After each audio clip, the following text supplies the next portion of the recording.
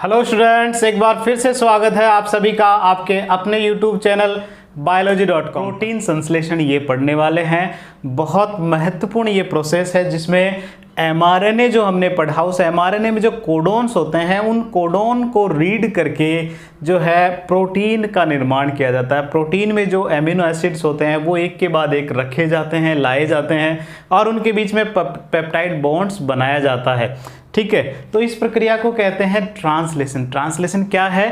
Translation वह प्रक्रिया है जिसमें प्रोटीन का निर्माण होता है। हम सीधे साधारण शब्दों में कहें तो ट्रांसलेशन वह प्रक्रिया है जिसमें प्रोटीन का निर्माण होता है और इसमें बहुत सारे फैक्टर सहायक होते हैं। देखिए कौन कौन से इसमें फैक्टर सहायक है। एक तो इसमें चाहिए एमआरएनए। ट्रांसलेशन की जो प्रक्रिया है उसमें कौन कौन से फैक्टर्स, कौन कौन से कारक हमें चाहिए। सबसे पहला और सबसे महत्वपूर्ण है एमआरएनए। एमआरएनए का निर्माण किससे हुआ? डीएनए से हुआ, ट्रांसक्रिप्शन प्रक्रिया द्वारा। और इस एमआरएनए में क्या होते हैं? एमआरएनए में होते हैं कोडॉन्स। कोडॉन्स किस रूप में होते हैं? ये ट्रिपलेट फॉर्म में होते हैं, यानी कि 3 राइबोन्यूक्लियोटाइड्स का समूह एक कोडॉन बनाता है और ये एक कोडॉन एक एमिनो एसिड को कोड करता है। ठीक है, तो हम सीधे से कहें तो एमआरएनए यहाँ बहुत महत्वपूर्ण है क्योंकि इसमें प्रोटीन बनाने की जेनेटिक इन्फॉर्मेशन है। इसमें क्या है? वो आनुवांशिक सूचना है जो प्रोटीन बनाने वाली है। ठीक है, इसलिए ये बहुत बहुत महत्वपूर्ण है। हमने एमआरएनए को डिटेल से पढ़ा है, उस वीडियो का लिंक आपको नीचे डिस्क्रिप्शन में मिल जाएगा, आप उसे अच्छी तरीके से और समझ सकते हो। उस वीडियो में हमने क्या पढ़ा कि जो एमआरएनए होता है उस एमआरएनए में जो है विशेष सीक्वेंस पाए जाते हैं। एक जो है वो तो स्टार्ट कोडॉन होता है AUG और 3 प्राइम एंड पे स्टॉप कोडॉन होते हैं जो UAA, UAG, UGA, इनमें से कोई सा एक हो सकता है। इस स्टार्ट कोडॉन से पहले का भाग और स्टॉप कोडॉन्स के बाद का ये जो भाग है ये अनट्रांसलेटेड रीजन होता है, इसलिए इसे 5 prime UTR untranslated region, UTR untranslated, जिसका ट्रांसलेशन नहीं होगा। इसी तरह 3 प्राइम एंड पर भी स्टॉप कोडॉन के बाद में कुछ विशेष सीक्वेंस होता है और वो भी ट्रांसलेशन में भाग नहीं लेता, इसलिए उसे अनट्रांसलेटेड रीजन और कौन सा 3 प्राइम UTR उसे कहते हैं। तो इस तरह ये एमआरएनए की विशेष संरचना है। सबसे महत्वपूर्ण भाग तो ये AUG से लेकर स्टॉप कोडॉन तक का है जो इसका स्ट्रक्चरल जीन है और इसी से प्रोटीन का निर्माण होने वाला है। तो पहला फैक्टर जो आवश्यक है ट्रांसलेशन के लिए वो है एमआरएनए। मैं इन्हें शॉर्ट में बता रहा हूँ लेकिन ये बहुत ज़रूरी है आपके लिए हर एक बिंदु समझना।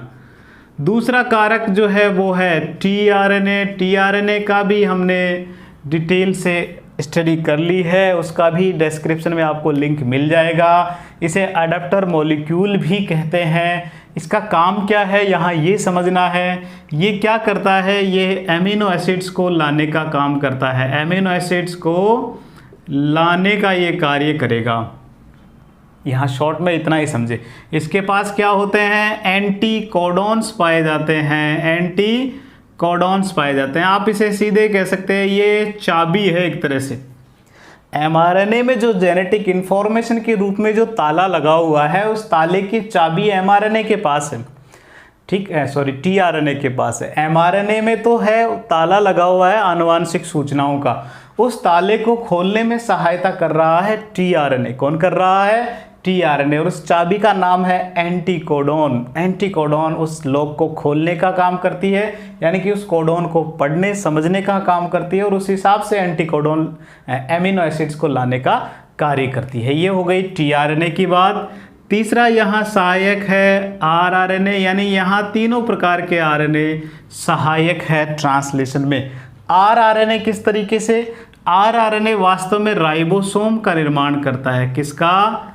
राइबोसोम का निर्माण करता है। राइबोसोम किसका बना होता है? आरआरएनए और आर प्रोटीन्स का बना होता है। तो इस तरह आरआरएनए जो है वो राइबोसोम बना रहे हैं और राइबोसोम को प्रोटीन फैक्ट्री कहते हैं। तो ये तो ज़रूरी है, प्रोटीन की बनने की ये जो क्रिया है, ये जो ट्रांसलेशन की जो क्रिया है वो होगी यहीं राइबोसोम पर ही होगी। इसलिए आरआरएनए भी क्या हो गया, बहुत बहुत महत्वपूर्ण हो गया। हमने राइबोसोम भी पढ़े हैं, प्रोकैरियोट्स में 70S होता है, यूकैरियोट्स में 80S होता है। और राइबोसोम की दो इकाइयाँ होती है, स्मॉल सब यूनिट और लार्ज सब यूनिट। प्रोकैरियोट्स में जो होती है वो स्मॉल सब यूनिट 30S और जो लार्ज सब यूनिट होती है वो 50S होती है। यूकैरियोट्स में जो स्मॉल सब यूनिट होती है वो 40S और 60S लार्ज सब यूनिट होती है। ठीक है, यहाँ ये सब चीज़ें हमने पहले भी पढ़ ली है। और स्मॉल सब यूनिट जो होती है उसमें कौन सा आरआरएनए होता है, 16S आरआरएनए। यहाँ मैं अब आरआरएनए बता रहा हूँ। 50S में कौन कौन सी होती है, 23S और 5S। ये सभी अभी काम आने वाले हैं, इसलिए आपको हर चीज़, हर बिंदु आपको रिवाइज करना है। 40S में कौन सा आरआरएनए होता है, 18S। और 60S में होते हैं 28, 5.8S और 5S। ये 3 आरआरएनए होते हैं यूकैरियोट्स की जो लार्ज यूनिट होती है इसमें। तो ये कौन कौन से कारक देखो यहाँ सहायता कर रहे हैं ट्रांसलेशन में। एमआरएनए भी सहायता करेगा, टीआरएनए भी कर रहा है, आरआरएनए भी कर रहा है जो राइबोसोम बना रहा है। ठीक है, इसके अलावा कुछ कारक और होते हैं, कुछ एंजाइम्स होते हैं जो इसमें सहायता करने वाले हैं। तो मैं यहाँ इनको शॉर्ट में लिख देता हूँ, एंजाइम्स। एंजाइम्स भी यहाँ सहायता करने वाले हैं। कौन कौन से एंजाइम सहायता करेंगे, शुरू में हम पढ़ेंगे। एक है एमिनो एसाइल टीआरएनए सिंथेटेज। नाम बहुत बड़ा लग रहा है लेकिन इसके काम के आधार पे ये आपको छोटा लगेगा, थोड़े समय में देखना आपको अच्छा याद हो जाएगा। एमिनो एसाइल टीआरएनए, एक्चुअली ये क्या है कि एमिनो एसाइल टीआरएनए बनाने का काम करता है। तो जो एमिनो एसाइल टीआरएनए बनाएगा उसके आगे सिंथेटेज लगा दिया, बस एमिनो एसाइल टीआरएनए सिंथेटेज। एक तो ये एंजाइम सहायता कर रहा है। इसके अलावा कुछ फैक्टर्स काम करेंगे, लाइक इनिशिएशन फैक्टर्स, इसी तरह इलोंगेशन फैक्टर्स और इसी तरह रिलीजिंग फैक्टर्स। तो सबसे पहले अगर आपको ट्रांसलेशन समझना है तो इन बिंदुओं को समझ लीजिए। ट्रांसलेशन आपके लिए लगभग जो है 70% हो जाएगा। एमआरएनए में कोडॉन्स है जिसको देखते हुए प्रोटीन बनाया जाएगा। टीआरएनए एमिनो एसिड्स को लाने का काम करता है इन कोडॉन्स को पढ़कर। आरआरएनए राइबोसोम बनाता है, ये सारी प्रक्रियाएं राइबोसोम पर होने वाली है। ठीक है, और एंजाइम्स कुछ सहायक होंगे, amino acyl tRNA synthetase, initiation factors, elongation factor और रिलीजिंग फैक्टर। यहाँ तक बात आपको समझ में आ गई होगी। यहाँ राइबोसोम में आपको एक बिंदु और याद रखना है। राइबोसोम जो होता है उसमें 3 विशेष तरह की साइट, कुछ स्थान पाए जाते हैं जिन्हें पी साइट, दूसरा है ए साइट और तीसरा है ई साइट कहा जाता है। राइबोसोम में 3 विशेष स्थान होते हैं। टीआरएनए बाइंडिंग साइट होती है जिसे कहते हैं पी साइट, ए साइट और ई साइट। ये टीआरएनए से जुड़ने वाले स्थान है। पी से यहाँ है पेप्टाइडल, पी से जो पी है बस पी के लिए है पेप्टाइडल टीआरएनए बाइंडिंग साइट। ये सभी जो है तीनों वो टीआरएनए बाइंडिंग साइट होती है। पी से होता है पेप्टाइडल, ए से होता है अमीनो एसाइल, बाद में यही है टीआरएनए बाइंडिंग साइट, और ई से है एग्जिट साइट। ये भी टीआरएनए बाइंडिंग साइट है। यहाँ जो टीआरएनए होगा वो अकेला टीआरएनए होगा जिसमें एमिनो एसिड नहीं होगा। ये प्रक्रिया भी अभी अब जब मैं समझाऊंगा प्रोसेस उसमें आपको समझ में आ जाएगा कि यहाँ जो टीआरएनए होगा वो टीआरएनए जो है विदाउट एमिनो एसिड होगा, यानी कि यहाँ एग्जिट साइट पे जो टीआरएनए होगा उस पर एमिनो एसिड नहीं लगा होगा। ठीक है, तो ट्रांसलेशन समझने के लिए आपको पहले इन्हें रिवाइज करना है, ट्रांसलेशन आसान हो जाएगा। mRNA, tRNA, rRNA और कुछ एंजाइम्स जो इस प्रक्रिया में सहायता करने वाले। ठीक है, आप इसे अपने नोटबुक में नोट कीजिए। अब मैं जो है इस प्रोसेस को समझाने वाला हूँ कि ट्रांसलेशन कैसे होता है। कुछ डायग्राम्स की मदद से हम इसे डिटेल से समझेंगे। ठीक है बच्चों, तो अब हम समझते हैं कि ये जो ट्रांसलेशन की प्रक्रिया कैसे होती है, उसकी प्रोसेस। देखो, उसकी प्रोसेस को समझने के लिए हम इसे 4 भागों में बांटते हैं। इस प्रोसेस को 4 स्टेप्स में बांटते हैं। जो सबसे पहली प्रोसेस है उसे कहते हैं एक्टिवेशन ऑफ अमीनो एसिड्स। पहली प्रक्रिया है एमिनो एसिड का सक्रिय होना। एक्टिवेशन को हम हिंदी में कह सकते हैं सक्रियण। पहली प्रक्रिया है एमिनो एसिड्स का सक्रिय होना। इसे दूसरे और नामों से जाना जाता है। इसे चार्जिंग ऑफ टीआरएनए भी कहते हैं, या इसे अमीनो एसाइलेशन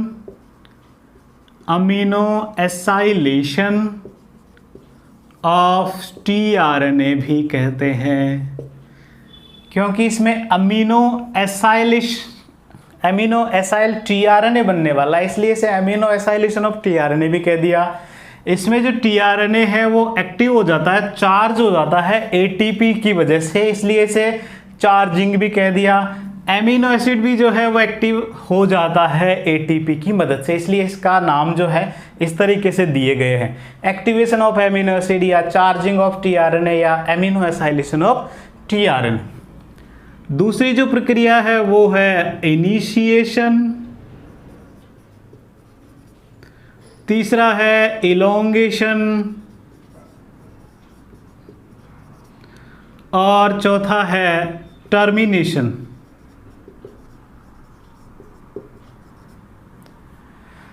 तो इस तरह इन 4 स्टेप्स में जो है ट्रांसलेशन हम पढ़ने वाले हैं। Activation of amino acid, initiation, elongation और टर्मिनेशन। सबसे पहले हम बात करते हैं एक्टिवेशन ऑफ एमिनो एसिड्स। सबसे पहली प्रक्रिया है, और एक बार नीट में सीधे बहुत सिंपल सा प्रश्न ये पूछा गया कि ट्रांसलेशन या अनुवादन या प्रोटीन संश्लेषण की जो प्रक्रिया है उसका पहला पद कौन सा है।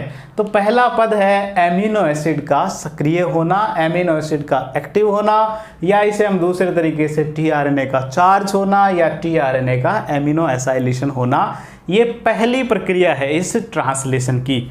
और इसमें होता क्या है, जो साइटोप्लाज्म में ये सारी प्रक्रियाएं हो रही है, राइबोसोम साइटोप्लाज्म में ही होता है, ये सारे काम साइटोप्लाज्म में हो रहे हैं। तो साइटोप्लाज्म में जितने भी एमिनो एसिड्स होते हैं वो सभी एमिनो एसिड्स जो है वो एटीपी से बाइंड करके और सक्रिय होते हैं, एक्टिवेट होते हैं, क्योंकि इन सभी प्रक्रियाओं में ऊर्जा की आवश्यकता होगी, इसलिए सबसे पहले ये एटीपी से बाइंड होते हैं और उसी वजह से टीआरएनए से ये जुड़ पाते हैं।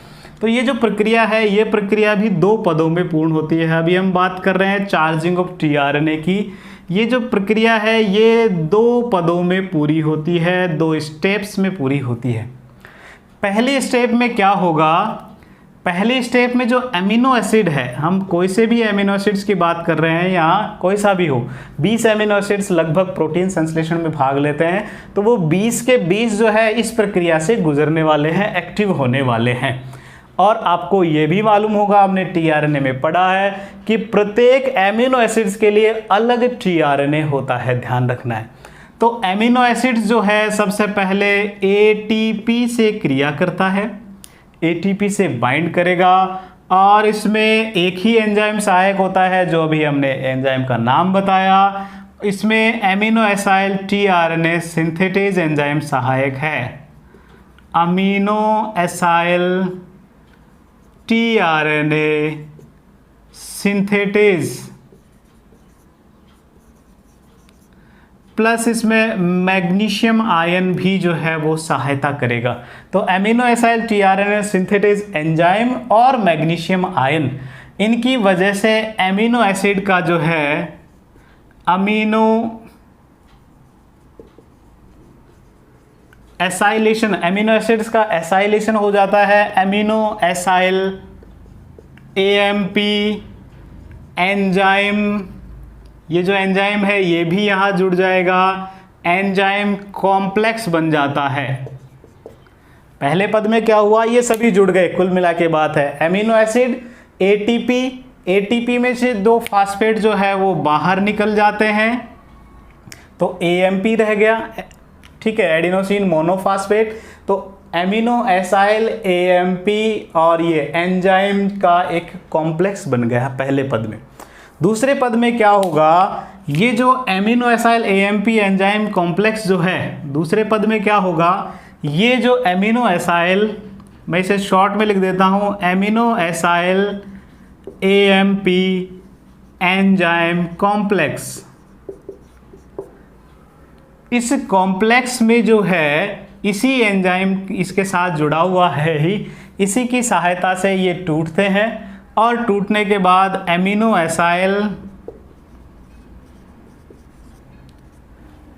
ठीक है, यहाँ टूटेंगे कब, जब इसके साथ tRNA आएगा। ध्यान रखना, जब यहाँ इससे संबंधित tRNA जो आएगा, हर एमिनो एसिड्स के लिए अलग tRNA होता है, तो पहले इस रूप में ये बने रहते हैं और जैसे ही इससे संबंधित tRNA यहाँ आता है, इस एमिनो एसिड से संबंधित जो भी tRNA होगा वो tRNA जैसे ही आता है ये कॉम्प्लेक्स टूट जाता है और एमिनो एसाइल tRNA बन जाता है, एमिनो एसाइल tRNA बन जाता है और ये जो AMP है ये अलग हो जाता है और ये जो एंजाइम है ये भी अलग हो जाता है, ठीक है।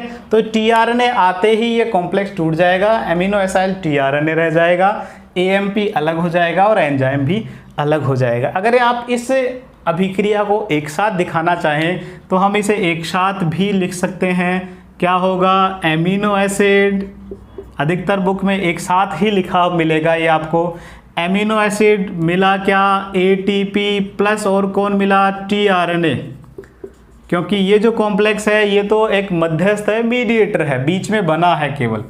एंजाइम का यहाँ आप नाम लिख दोगे, एमिनो एसाइल tRNA सिंथेटेज और मैग्नीशियम आयन, और इसकी वजह से क्या बना, इसकी वजह से बना अमीनो एसाइल tRNA प्लस क्या बना, AMP बना, प्लस ये जो इनऑर्गेनिक फास्फेट्स हैं वो 2 फास्फेट्स बाहर निकल जाते हैं। तो इसे आप कंबाइंड रूप से इस तरीके से भी ले सकते हो, amino acid plus ATP plus tRNA, amino acyl tRNA synthetase enzyme की उपस्थिति में एमिनो एसाइल tRNA में बदल जाता है और जो ATP है वो AMP में और 2 इनऑर्गेनिक फास्फेट बाहर निकल जाते हैं। और इसकी वजह से देखो हुआ क्या, इसकी वजह से इस ATP ने एक तरह से इनको ऊर्जा दे दी, एमिनो एसिड्स को ऊर्जा दे दी, तो वो कैसे हो गए, सक्रिय हो गए। साथ में जो tRNA है वो उसका एमिनो एसाइलेशन हो गया, इसलिए इसे अमीनो एसाइलेशन ऑफ tRNA कहते हैं, ठीक है। और चूंकि यहाँ ये एक्टिव हो गया इसलिए इसे चार्जिंग भी कह देते हैं, चार्जिंग ऑफ tRNA, क्योंकि आगे जितने भी tRNA आएंगे वो इसी तरह के आएंगे, एमिनो एसिड वाले ही आएंगे। जैसा कि हमने जब tRNA पढ़ा तब भी समझा था कि tRNA की, अब यहाँ इसे भी समझ लीजिए कि जुड़ता कहाँ और कैसे है। हमने tRNA पढ़ा था, tRNA को मैं छोटा बनाऊंगा समझाने के लिए, कुछ इस तरह का हमने tRNA पढ़ा। इसमें ये जो एक्सेप्टर आर्म होती है ये क्या है, एक्सेप्टर आर्म इधर होती है, एंटीकोडॉन आर्म, ये 2 बहुत महत्वपूर्ण है यहाँ। इस एक्सेप्टर आर्म में हमने ACC सीक्वेंस पढ़ा था। इस A पर जो OH ग्रुप होता है वहाँ एमिनो एसिड्स आकर जुड़ते हैं। अब इस A को थोड़ा बड़ा करके हम समझ लें, यहाँ पहले फास्फेट होगा, फिर शुगर कुछ इस तरह प्रेजेंट होगी, ये फास्फेट इस तरह यहाँ जुड़ा होगा, यहाँ इस पर एडिनोसिन यहाँ जुड़ा होगा, इसके 2 प्राइम पर और इसके 3 प्राइम पर OH फ्री होंगे, क्योंकि राइबोसोम ये जो है वो RNA है, राइबोसोमल RNA है, तो श्योर है कि दोनों पर जो है OH मुक्त होंगे। तो यहाँ एमिनो एसिड्स जो है वो या तो 3 प्राइम साइट पर या 2 प्राइम साइट पर डिपेंड करता है tRNA किस प्रकार का है, वो टाइप फर्स्ट है या टाइप सेकंड है।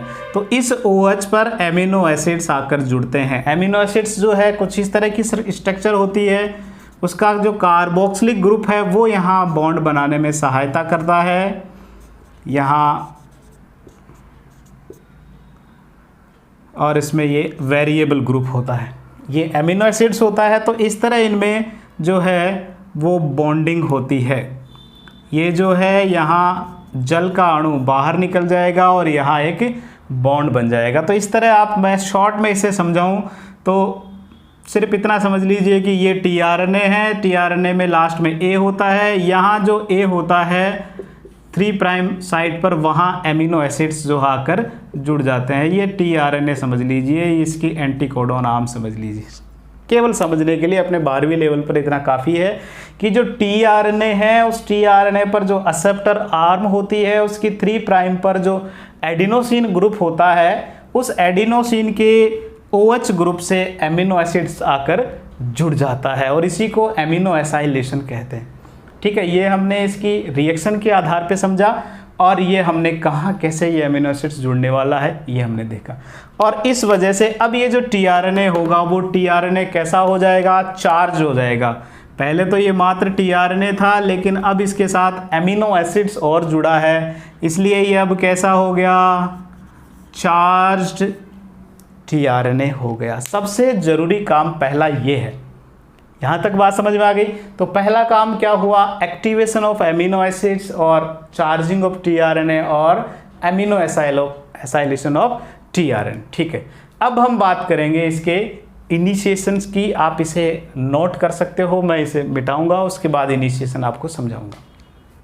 ठीक है बच्चों, अब हम बात करते हैं इनिशिएशन या प्रारंभन की। देखो, प्रारंभन में क्या क्या होगा वह मैं एक चित्र के साथ उन सभी बिंदुओं को आपको समझाता जा रहा हूं। ये है एमआरएनए, इस पर 5 प्राइम साइट होती है, ये 3 प्राइम होगा। हमने इधर पढ़ा कि क्या होता है कि स्टॉप कोडॉन होता है, यहाँ स्टॉप कोडॉन होगा। इधर इनिशिएशन कोडॉन होता है, वो हमेशा फिक्स होता है, AUG। इससे पहले वाला 5 प्राइम UTR, इधर इसके बाद वाला जो है स्टॉप का वो 3 प्राइम UTR अनट्रांसलेटेड रीजन होता है और इससे प्रोटीन बनने वाला होता है। ठीक है, इनिशिएशन में क्या होगा, इस पर राइबोसोम की दोनों इकाइयाँ आकर जुड़ेगी, टीआरएनए आकर जुड़ेगा। ध्यान से सुनिएगा, इनिशिएशन बहुत बहुत महत्वपूर्ण है। इसके बाद इलोंगेशन और टर्मिनेशन में कुछ भी समझने का नहीं है। इनिशिएशन में क्या क्या होगा, एमआरएनए पर राइबोसोम की छोटी इकाई आकर जुड़ेगी, फिर बड़ी इकाई भी आकर जुड़ेगी, फिर टीआरएनए भी आकर जुड़ेगा। बात समझ में आई? तो उसे इनिशिएशन कहेंगे। और शुरू में एक जो दो जो टीआरएनए आ रहे हैं वो 2 एमिनो एसिड्स लेकर आ रहे हैं, उनके बीच में एक पेप्टाइड बॉन्ड बनाना है। इतना काम होता है इनिशिएशन में।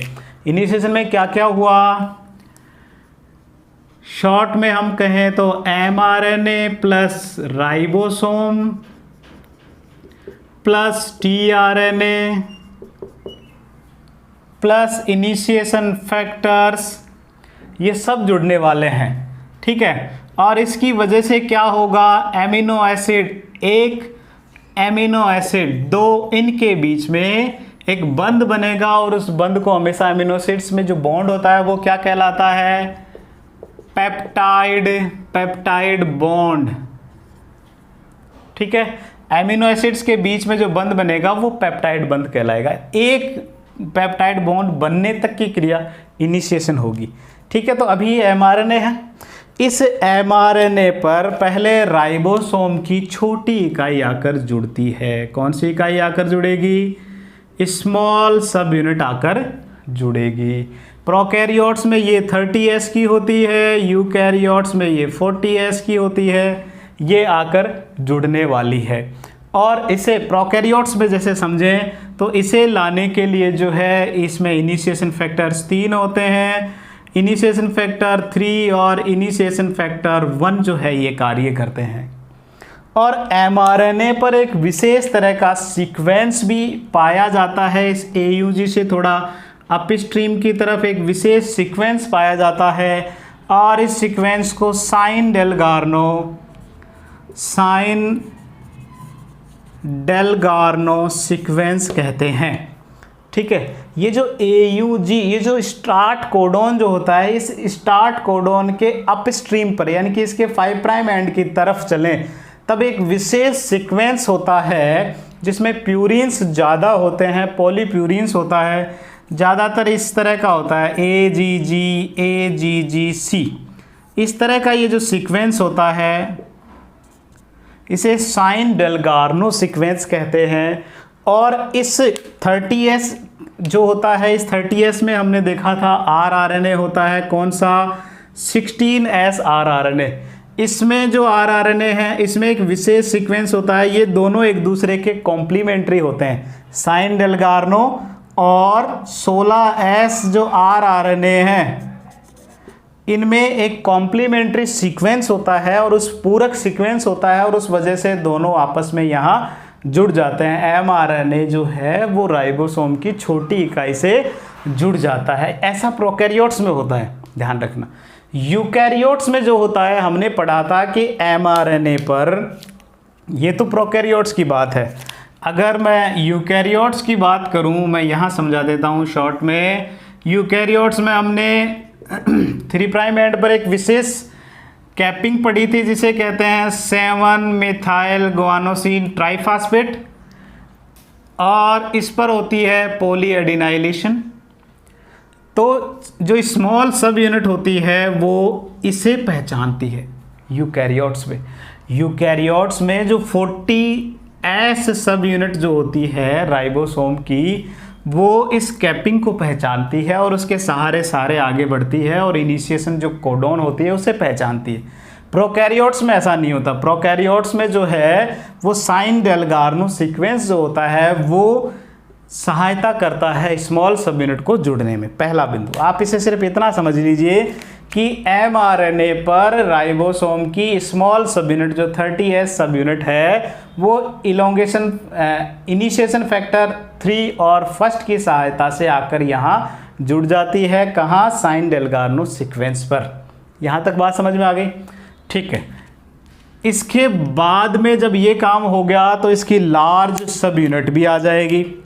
mRNA और राइबोसोम की स्मॉल सब यूनिट जुड़ चुकी है। इसके बाद में इसकी लार्ज सब यूनिट जो है, चूँकि प्रोकैरियोट्स में बात कर रहे हैं तो वो कौन सी होगी, 50S यूनिट यहाँ आकर अब इसी पर आकर जुड़ जाएगी। यहाँ तक बात समझ में आ गई?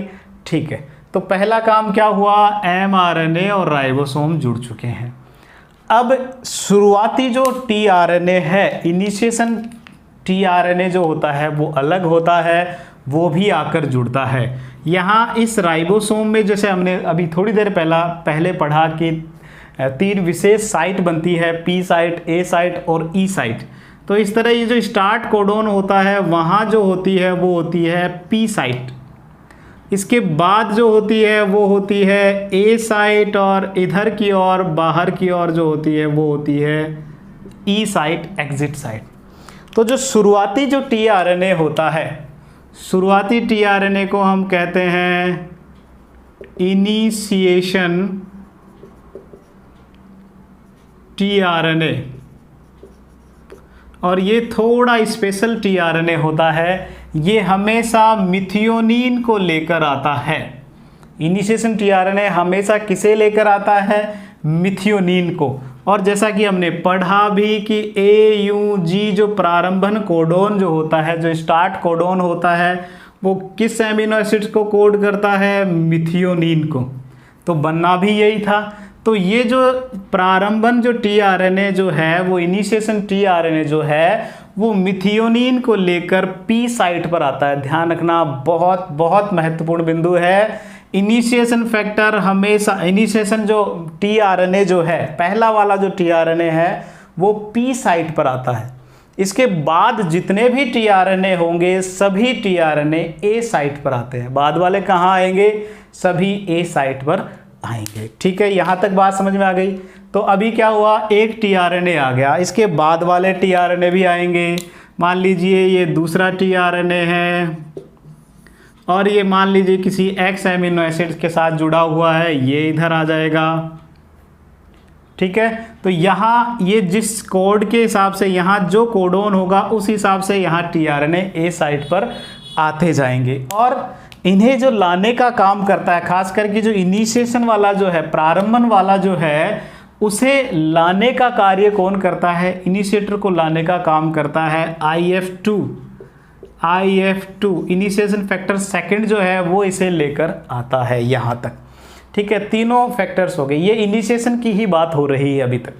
अब होगा क्या, जब ये एमिनो एसिड्स यहाँ आ गए, मान लीजिए ये एमिनो एसिड्स यहाँ आ गया टीआरएनए के साथ, यहाँ टीआरएनए समझ लीजिए, दूसरा हमने नीले से बनाया है, ये जो प्रारंभन वाला है, मान लीजिए ये आ गया, ये एमिनो एसिड इसके साथ जुड़ा हुआ है, तो इनके बीच में पेप्टाइड बॉन्ड बन जाएगा। इनके बीच क्या होगा? पेप्टाइड बॉन्ड बनाने का काम करेगा। और ये बॉन्ड बनाने का काम ज़्यादातर इस लार्ज यूनिट में जो 23S जो होता है होते हैं वो ये कैटालाइजिंग का काम करते हैं। यहाँ तक बात समझ में आ गई? तो ये जो है ये एमिनो एसिड फर्स्ट है, ये एमिनो एसिड सेकंड है, इनके बीच में पेप्टाइड बॉन्ड बन जाएगा। ठीक है, यहाँ तक की क्रिया जो है वो इनिशिएशन कहलाता है। क्या कहलाता है? इनिशिएशन। फिर से दोहरा देता हूँ, आपके लेवल के हिसाब से इतना ही काफ़ी है कि एमआरएनए पर राइबोसोम की छोटी इकाई आती है और साथ ही फिर राइबोसोम की बड़ी इकाई भी जुड़ जाती है, साथ ही टीआरएनए प्रारंभन वाला टीआरएनए पी साइट पर आकर जुड़ता है, उसके बाद वाला ए साइट पर आकर जुड़ता है, और कुछ इनिशिएशन फैक्टर्स इसमें सहायता करते हैं, और उस वजह से जो शुरू के 2 एमिनो एसिड्स होते हैं उनके बीच में बॉन्ड बन जाता है। पहला एमिनो एसिड ध्यान रखना जो है वो कौन सा होता है? मिथियोनीन होता है, हमेशा नहीं होता, ध्यान रखना। जो यू बैक्टीरिया जो होते हैं, ये तो हो गए यूकैरियोट्स में होता है ऐसा। जो यू बैक्टीरिया जो होते हैं, यू बैक्टीरिया यूकैरियोट्स और आर्की बैक्टीरिया में हमेशा मिथियोनीन बनता है, लेकिन जो यू बैक्टीरिया होते हैं उनमें एन फॉर्मिल मिथियोनीन बनता है। ध्यान रखना, एन फॉर्मिल मिथियोनीन। यू बैक्टीरियाओं में एन फॉर्मिल मिथियोनीन पहला एमिनो एसिड होता है हर प्रोटीन का, और कोड यही रहता है AUG। यहाँ तक बात समझ में आ गई? ये हो गया इनिशिएशन। अब बात करते हैं इलोंगेशन की।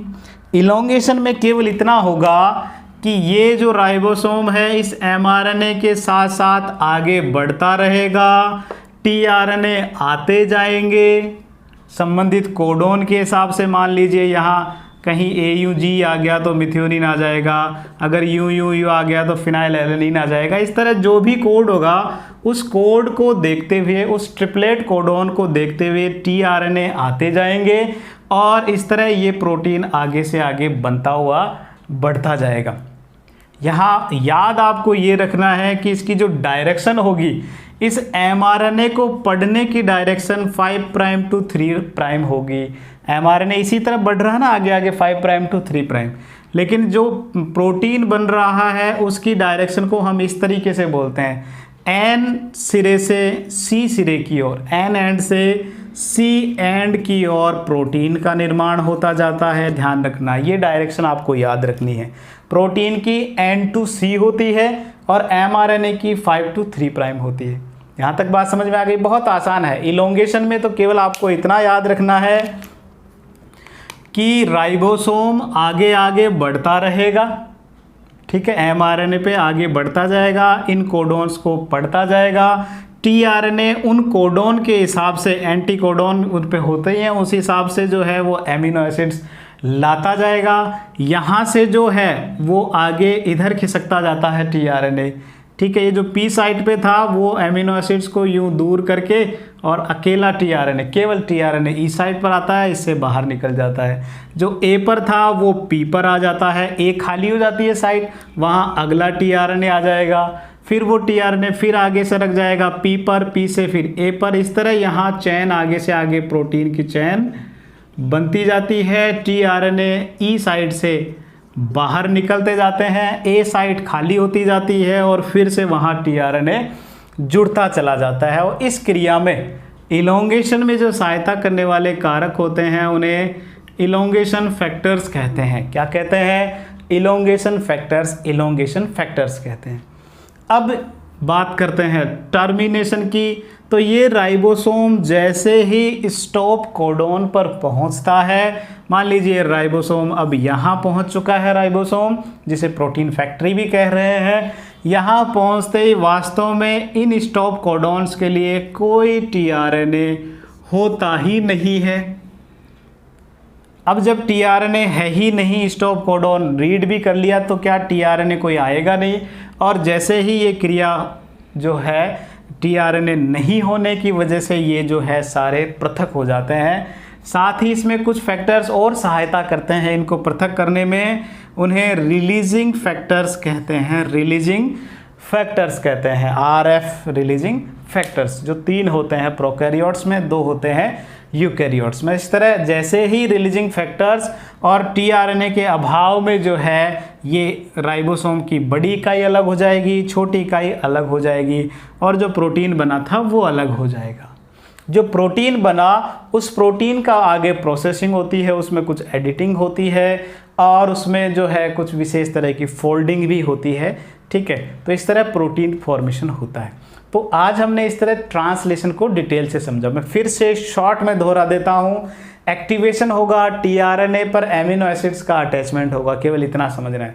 फिर इनिशिएशन में एमआरएनए, राइबोसोम, टीआरएनए और कुछ फैक्टर्स आकर जुड़ते हैं। इलोंगेशन में क्या होगा, राइबोसोम आगे बढ़ता जाएगा, प्रोटीन फॉर्मेशन होता जाएगा, प्रोटीन की भी जो लंबाई बढ़ती जाएगी। टर्मिनेशन में स्टॉप कोडॉन पर जैसे ही पहुंचते हैं टीआरएनए होता नहीं है, कुछ रिलीजिंग फैक्टर की वजह से जो है वो ये सभी इकाइयाँ अलग हो जाती है और प्रोटीन भी अलग हो जाता है। ठीक है बच्चों, तो इस तरह आज हमने यहाँ ट्रांसलेशन पढ़ा। इसी तरह जुड़े रहें biology.com के साथ, अपने ज्ञान में वृद्धि करते रहें। यदि वीडियो आपने पहली बार देखा है तो सब्सक्राइब करना ना भूलें, अपने दोस्तों को बताएं, शेयर करें इन वीडियोज़ को। धन्यवाद।